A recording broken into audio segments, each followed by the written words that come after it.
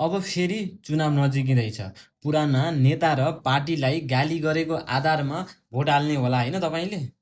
साँच्चीकै त्यो मान्छेले देशका लागि र तपाईँको क्षेत्रका लागि के गर्न सक्छ भन्ने आधारमा भोट दिनुहोस्।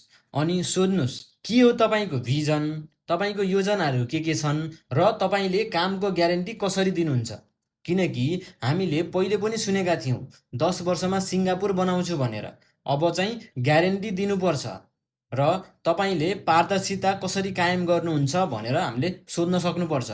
प्रतिशोध र तर्कहीन कुरा गरेर देश बन्दैन। हेर्नुहोस्, जनप्रतिनिधि छान्ने बेला कसले सबैभन्दा राम्रो काम गर्छ उसलाई दिने हो, सबैभन्दा बढी गाली गर्नेलाई होइन। अब व्यवस्था यस्तो बनाऊँ कि हामीले चुनेकाले काम नगरे फिर्ता बोलाउने र हटाउने स्पष्ट नियम होस्। सत्ता परिवर्तन भनेको टाउको फेर्नु मात्र होइन, यो सोच फेर्नु हो, काम पनि फेर्नु हो। केपी ओली, प्रचण्ड र शेरबहादुरलाई गाली गरेको आधारमा मत नदिनुहोस्। उसले के काम गर्छ, के योजना छ उसको, त्यो चाहिँ मूल्याङ्कन गरौँ। भावना होइन, तथ्य र कामले चाहिँ निर्णय गरौँ।